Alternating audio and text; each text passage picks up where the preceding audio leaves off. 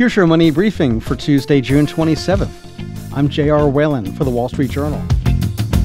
A series of experiments has shown that although consumers have voiced displeasure over taxes and fees tacked onto prices, in many cases, they have no problem paying them. Wall Street Journal numbers columnist Josh Zumbrun joins us with more. So Josh, in your column, you write that economists call the addition of taxes and fees drip pricing. Why do they call it that? Drip pricing is the term that it kind of refers to the idea that you see this initial price, and as you go through the purchasing process, things are dripped onto it. You know, you get a fee, a service charge, an amenity fee, whatever it might be.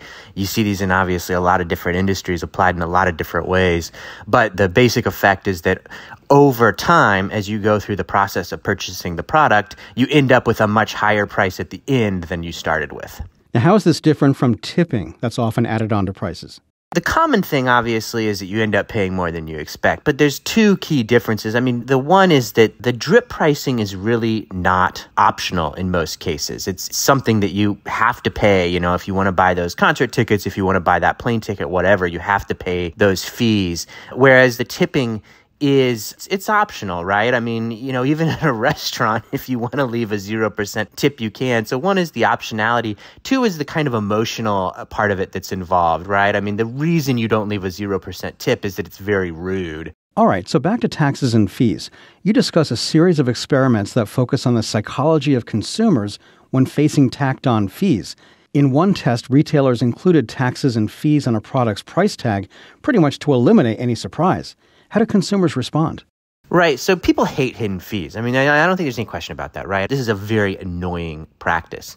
But here's the kind of problem from the perspective of retailers and companies is that when you try to be transparent about the prices, consumers actually, the way they act and the way they then purchase is they really hate that. And so one of the experiments, this is kind of a famous experiment in economics, they went to a grocery store and they said, hey, can we just put the full price on a handful of items? And the grocery store said, this is going to be a disaster. We don't really want you to do this to very many items, but you can do it on a few and we'll see what happens. And so they just took the price tags on items like hairbrushes and like a few personal items that weren't even big sellers. And they made the price tag say, here's the price, $5.99. After tax, this is going to be $6.50. That's the extent of the change. They did it on all the hairbrushes, right? And the entire category of hairbrushes, people bought about 10% less hairbrushes at the grocery store when they had to see what the full price was. And they surveyed people afterwards and they said, do you know what sales tax is? And they did. The people knew what the sales tax was. And they said, did you know sales tax applied to hairbrushes? Yes, we did. But when people were actually presented with that information as they walked through the aisles, it made them not want to buy hairbrushes anymore.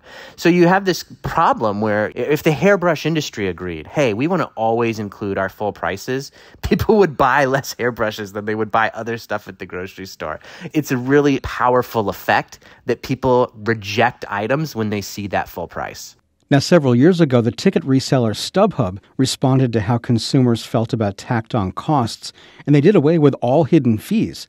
How did that affect business? They did a big marketing campaign saying, no more hidden fees. What you see is what you pay. The first ticket price you see is going to be what you get at the end. So they thought we can really stand out and earn a lot of trust by not doing any hidden fees. And so for a couple years, they tried this. And consumers in practice hated it. Not only did they buy far less tickets, but they actually would buy not as good tickets too. So what StubHub eventually found is that when you do the hidden fees, people go to the site and they see these initial prices. They know these additional fees are coming, but they still kind of get in their head like, oh, I could buy much better seats.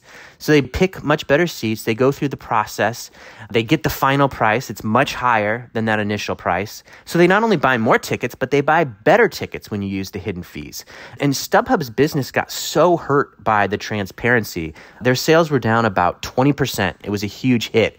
And they had to abandon their effort to be transparent because they were just getting clobbered by consumers. So what can consumers do to ensure they're actually getting the lowest price? One of the most important takeaways is that it would be helpful if consumers were a little bit more willing to start the process over when they got to the end and they ended up with something that's much more expensive. One of the things that happens is people complete their shopping process. and it's much more expensive than they thought. And they just say, it's probably going to be like that everywhere. And I've decided I really want this concert ticket. I've decided I really want to order this item, whatever it may be. And they're not willing to stop and start over and go back and check if other places actually have better rates. And so, there's two problems that come because people don't restart the search. One is that they don't go out there and identify the better price. Two is that companies don't get penalized for having done a huge amount of drip pricing.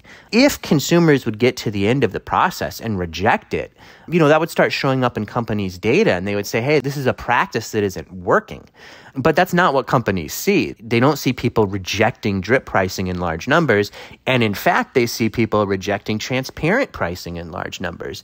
And so it makes it very, very difficult for companies to offer people the transparent pricing that they think they want. That's Wall Street Journal columnist Josh Zumbrun. And that's your Money Briefing. I'm J.R. Whalen for the Wall Street Journal.